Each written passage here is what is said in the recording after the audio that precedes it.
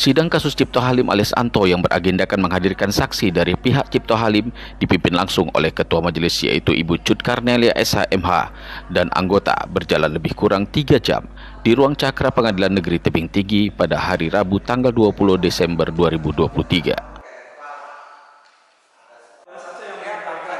Saksi dari Cipto Halim yaitu Bapak Muhammad Jen menjelaskan di persidangan bahwa ada dari pihak Hadi Mistani yang sempat mendatangi saudara saksi dengan menyampaikan jangan ikut campur dengan urusan ini.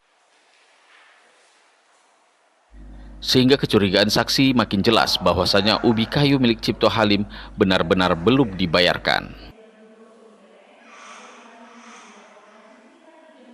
Sangat disayangkan jaksa penuntut umum menekan saksi dengan pertanyaan yang menyudutkan seolah-olah saksi ini adalah ahli hukum, sementara saksi yang hadir adalah tokoh masyarakat.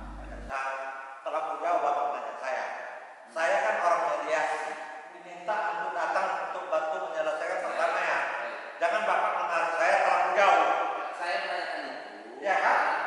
Izin Pak, saya menanyakan itu tadi karena Pak Muhammad Jen. Terima kasih. Hari ini masih beragendakan saksi dari kita, saksi Richard terhadap terdakwa. Nah, hari ini cukup jelas juga sekali bahwa dijelaskan oleh saksi kita bahwa menyatakan kebetulan saksi yang kita hadirkan hari ini adalah Pak Muhammad Jen. Pak Muhammad Jen ini adalah tokoh masyarakat di Kota Tebing Tinggi. Nah, dahulu pernah dimintakan terhadap tokoh kita ini, Pak Muhammad Jen ini, untuk sebagai mediator, mediasi terhadap si Acip Minyak dan klien kita, si Yanto. Nah, pada saat itu mereka sudah ketemu dengan si Acip Minyak. Nah, pada saat itu disampaikan oleh si Acip Minyak, dia katakan bahwa saya mau membayar uang ubinya si Yanto dengan catatan si Yanto harus melapor si David Ahwi. Nah, artinya kalau dari penyampaian itu jelas kita memahami bahwa ubinya klien kita ini belum dibayarkan. Itu dia. Lalu pertemuan itu juga dilanjutkan dengan pertemuan terhadap si Sunli. Sunli ini adalah pihak dari si Acip Minyak yang diutus oleh si Acip Minyak untuk ketemu dengan tokoh masyarakat tadi, Pak Muhammad Jen, sebagai saksi hari ini. Nah, dalam pertemuan itu juga untuk membicarakan tentang perdamaian, anehnya di situ si Sunli meminta perdamaian itu sampai dengan angka 4 miliar. Nah, dasar apa 4 miliar itu? Ini juga menjadi bingung bagi kita, menjadi pemikiran terhadap si Anto juga. Akhirnya mediasi itu juga gagal dikarenakan 4 miliar itu juga tidak mampu si klien kita untuk membayar, sementara ubi dia saja belum dibayarkan.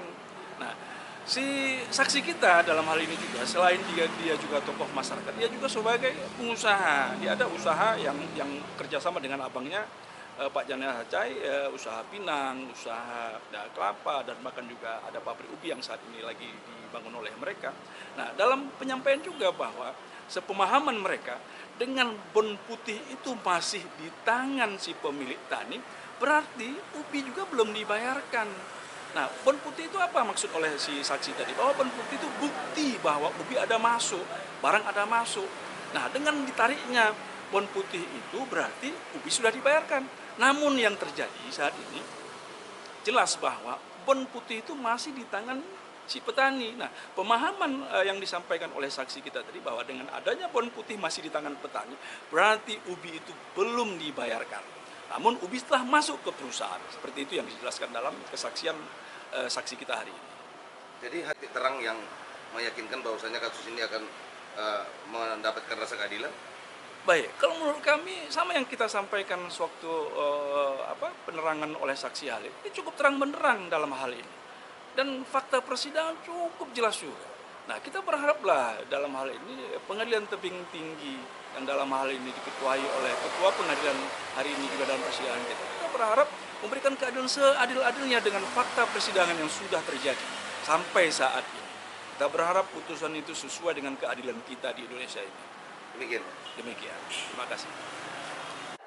Ketua Majelis Hakim sempat menegur jaksa penuntut umum agar jangan memberikan pertanyaan di luar kemampuan saksi. Di tempat terpisah, tim Jinis TV.id mengkonfirmasi pihak kejaksaan namun pihak dari kejaksaan sedang tidak di kantor.